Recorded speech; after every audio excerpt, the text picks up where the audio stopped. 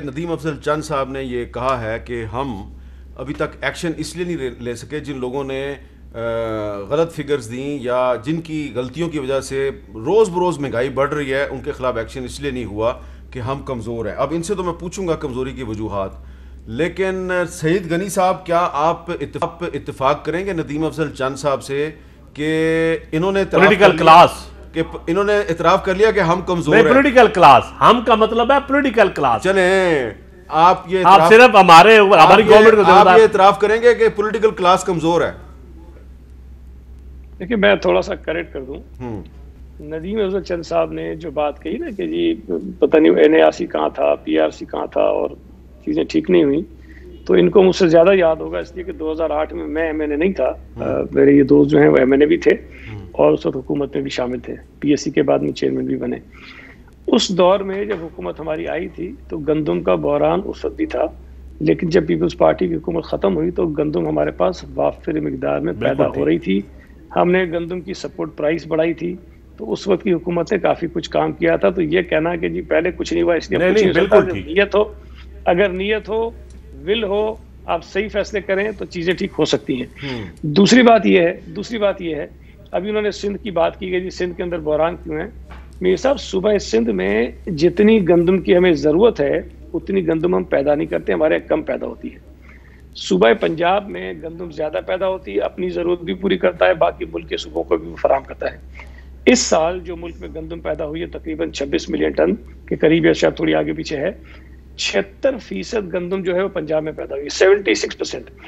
अब आप मुझे बताइए कि जिस सूबे में 76% गंदम पैदा हो, अप्रैल में आपकी फसल उतरी गालिबन, और उसके 2 महीने बाद आप कह रहे हैं कि जी पंजाब के अंदर गंदम का बहरान है। आपके फेडरल मिनिस्टर असेंबली में खड़े होकर ये कहते हैं कि हमें नहीं पता कि 66 लाख टन गंदम कहाँ चली गई है। ये मैंने नहीं कहा है, इनके अपने वजीर ने कहा है। इसका जवाब तो आपको देना है, सिंध ने तो नहीं देना है। सिंध ने इस मरतबा जो प्रोक्योरमेंट की है वो 12.5 लाख टन की है, जो हमने अपने प्लान के हिसाब से की थी, हमने प्रोक्योरमेंट कर ली। अब मुसीबत यह है कि पूरे मुल्क में गंदम का बहरान है, आप सिंध को कहते हैं कि रिलीज करो। भाई, सूबाई हुकूमतें जो प्रोक्योरमेंट करती हैं वो अपने प्लान के हिसाब से करती हैं, अपने सूबे की ज़रूरियात को पूरा करने के लिए करती हैं, और एक पूरा कैलेंडर बनाते हैं कि हमने कब रिलीज करनी है। अगर पंजाब में गलत फैसले हुए हैं, पंजाब की गंदम KP चली गई, KP से अफगानिस्तान चली गई, तो इसकी सजा सिंध को भी देना चाहते हैं। मतलब आप फोर्स तो नहीं कर सकते, आप पूरे मुल्क में, गिलगित में प्रॉब्लम, बलूचिस्तान में प्रॉब्लम, KP में प्रॉब्लम, पंजाब में प्रॉब्लम, आप कहते हैं सिंध हुकूमत जिम्मेदार है। अच्छा, आप चीनी का मसला हो जाए, आप कहते हैं सिंध हुकूमत जिम्मेदार है। इसका मतलब है आप कमजोर नहीं है, आप कमजोर नहीं है। नहीं, मैं ये समझता हूँ आपका IG अगवा हो गया, आपका IG अगवा हो गया, उसने अपनी FIR ही दर्ज नहीं कराई अपने अगवा की, वो बड़ा मजबूत है। मैं आपसे एक गुजारिश करूँ, देखें अभी और भी बहुत सारी बातें इन्होंने की जो इस वक्त लोगों के इश्यूज हैं, बहुत ज्यादा प्रॉब्लम है जिसकी वजह से इनको ये भुगतना पड़ेगा, जिसकी वजह से लोग अपोजिशन की तरफ आ रहे हैं। महंगाई बेइंतहा है, और ये भले कोशिशें कर लें, बातों की हद तक ये करते रहेंगे, हम करेंगे, लेकिन जब खान साहब ने नोटिस लिया है, अल्लाह के फजल से उस महंगाई में मजीद इजाफा ही हुआ है, कमी नहीं हुई है। ठीक है, है, ये नोटिस ना ही ले तो अच्छा है। और पाबंदियां में देखें ना, पाबंदियां सिर्फ कोई 24 पे नहीं लगी है। मीर शकील रहमान को 1 साल होने को आया ना जेल के अंदर पड़ा, क्या जुर्म है भाई, क्या कसूर है? मतलब कोई एक नहीं है, एक बाकायदा मनसूबाबंदी के तहत मीडिया के खिलाफ कार्रवाइयां हो रही हैं, साजिशें हो रही हैं, अदलिया के खिलाफ साजिशें हो रही हैं, सियासी जमातों के खिलाफ जो अपोजिशन में बैठे हैं उनके खिलाफ कार्रवाई हो रही हैं। तो इन्होंने कोई रास्ता छोड़ा नहीं है इस कौम को दबाने का। अच्छा, आप मुसद्दिक मलिक साहब, आप बताइए, आप एज ए पॉलिटिकल क्लास आप समझते हैं कि आप बड़े कमजोर लोग हैं? जी, मैं समझता हूं कि अगर ये गुफ्तगू होती रही तो हम कमज़ोर रहेंगे, लेकिन मैं ओवरऑल कहूँगा कि वो हैरान हूँ, दिल को रोऊं कि पीटूं जिगर को मैं। यानी चलें, एक चीनी छोड़ देते हैं, आटा भी छोड़ देते हैं। दवाइयों ने क्या कसूर किया था? वो भी इम्पोर्ट होनी थी। कमाल हो गई, पहले 200%, पहले 250%, इंपोर्ट ही ज्यादा होती है। सुन तो लें यार, पहले 250% कीमत बढ़ाई, फिर 300% कीमत बढ़ाई, अब फिर 25% कीमत बढ़ा दी है। ये कहाँ से आए हैं लोग? और ये मलबा आप सिंध हुकूमत पर नहीं डाल सकते। नहीं डाल सकते। अभी उसके अलावा सुन लें, ये तो इन्होंने खुद अप्रूव की है ना, यहाँ पे इनकी जो तंजीम है जो दवाइयों की कीमत इस्टेब्लिश करती है, तो आप मुझे बताएं ये क्या कर रहे हैं? यानी इनसे चीनी पूछो, ये कहते हैं माफिया पिछली हुकूमत, इनसे आटा पूछो, कहते हैं माफिया पिछली हुकूमत, इनसे अदविया पूछो, कहते हैं पिछली हुकूमत माफिया, इनसे स्कूल पूछो, इनसे पेट्रोल खत्म हो जाए, पिछली हुकूमत माफिया। लेकिन अभी उन्होंने इतराफ किया कि एज अ पॉलिटिकल क्लास हम बहुत कमजोर हैं। हम सारे नहीं, हम मेरे ख्याल मैं में ये हमें- ताकतवर है, नहीं, मैं इनसे सवाल कर नहीं, दूं नहीं, ताकतवरों अब से। एक मिनट बात कर लेने देना, मेरी बात कर लेने दे। देखें, हम स्ट्रगल में हैं सारे, चलो ठीक। मेरा ख्याल है कि हम सारे स्ट्रगल कर रहे हैं, और मैं ये समझता हूं कि चंद साहब की तरह के लोग जो हैं उनको स्ट्रगल का हिस्सा बनना चाहिए, पार्टी के अंदर रह के भी। पार्टी के अंदर भी तो कोई, और ये उठाते हैं आवाज। मैंने जो सलूट किया है बिला वजह नहीं किया। एक वैसी बात बता दूं, 2008 में हमारा एक साथी था सलीम शहजाद, वो अगवा हुआ, उसको कत्ल कर दिया गया। हमने उसके खिलाफ बड़े मुजाहरे किए। उस वक्त पीपल्स पार्टी की हुकूमत थी तो पीपल्स पार्टी की हुकूमत जो है उसने पाबंदी लगा दी जनाब के हमारे प्रोग्राम में आके कोई जो है वो सलीम शहजाद के इशू पे बात नहीं करेगा। ये आते थे, बात करते थे, मजम्मत करते थे, और इनको नोटिस मिलते थे पार्टी से। ठीक है। और हमारे दौर में, मैं आपको बता देता हूं, हमारे दौर में जिस दिन मीडिया को बंद किया गया है 2017 में, बिल्कुल ठीक नहीं था। बिल्कुल ठीक नहीं था। और मैं समझता हूं कि ये बात, खेल खत्म होना चाहिए। ये कहां से शुरू होता है, कहां तक जाएगा? देखिए, बात ये है, एक इलेक्टेड हुकूमत को जिम्मेदारी लेनी पड़ती है। 2 साल, 5 साल का मैंडेट है, 2.5 साल होने को आ गए हैं। बात ये है कि अगर ये वोट लेकर आए हो ना, तो इन पे वोट का बोझ हो, फिर ये कहें कि मैं जिम्मेदार हूं। हाँ, पुरानी हुकूमतें बहुत खराब थीं, लेकिन मैंने इसलिए अपने आप को पेश किया कि मैं इसको ठीक कर सकता हूं। लेकिन अगर 2.5 साल के बाद आप कहते हैं कि मुझसे कुछ नहीं होता, तो भाई आपसे नहीं आता तो छोड़ दें, वापस करें, हम आपको चला के दिखाएं। इसका जवाब दें। देखिए, हुकूमतें, पहली दफ़ा ये नई हुकूमत आई है, वरना इससे पहले तो इनकी हुकूमतें ही आती रही हैं।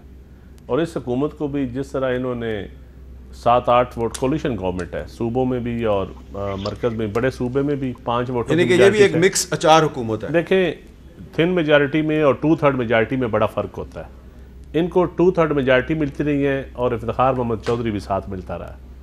और आज जो वोट की आज़ादी की, वोट की इज़्ज़त की बात करते हैं, साथ इस्लामी जमहूरी जनरल एहतशाम ज़मीर से लेकर हमीद गुल साहब मरहूम तक इनको मिलते रहे। शुक्र है ये नज़रियाती हो गए हैं। आज इनको इस मुल्क का नज़रिया, हबीब जालब, फैज़ अहमद फैज़, जदोजहद के नारे, मुझे खुशी हो रही है, ये मैं इनका शुक्रिया अदा करता हूँ। लेकिन ये 2 साल दौर का 50 हबीब जालब और फैज़ को ऑपोजिशन लेगी, अहमद फराज को हुकूमत ले गई। नहीं, अहमद फराज को तो नहीं ले जा सकी, उनका बेटा लेगी। अहमद फराज तो हमारे पास ही छोड़ गए। अच्छा, अब रह गई बात, पार्लियामेंट को अगर ये मजबूत करके जाते, जहाँ कोई पैमरा की हैसियत ना होती, कोई इलेक्शन कमीशन की हैसियत ना होती, कोई नैब की हैसियत ना होती, तो आज आइडियल पार्लियामेंट ही छोड़ के जाते, पार्लियामानी प्रैक्टिस ही ऐसी छोड़ के जाते कि हम उसको फॉलो करते। फिर तो बात इनकी ठीक थी, हम तनकीद हो सकती थी।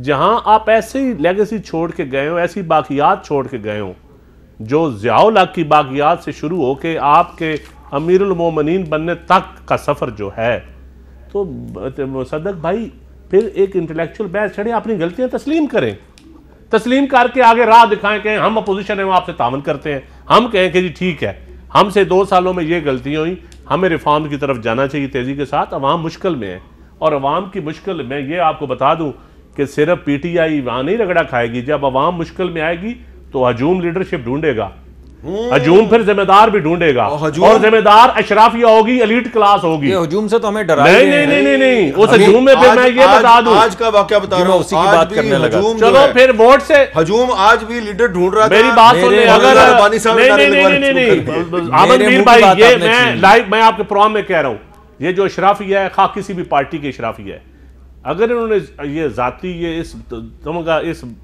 ताना जनी से हम आगे ना निकले, यकीन जानिए पर्ची की जगह बर्ची होगी।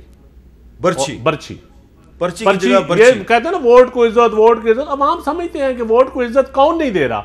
अशराफिया नहीं देने दे रही, जो स्टेटस को की हामी है, जिसकी जो बेनिफिशियरी है, जिसकी अपनी पार्टियों में जो बेनिफिशियरी है, जो चाहती है, वही बिजनेस टाइकून हर दौर में मौजे करते हैं। हर दौर में मैं कहता हूं रूलिंग क्लब बना हुआ है, ईमानदारी की बात है, कोई नाम नहीं लेता उस रूलिंग क्लब का, और पीटीआई भी उस रूलिंग क्लब बना हुआ है यार। एक स्टेटस को है कि अशराफिया है, हम नहीं तोड़ पा रहे। मैं तो तस्लीम करता हूं कि हम नहीं तोड़ पा रहे, ये तस्लीम नहीं करते। मैं कुछ नहीं करते तस्लीम।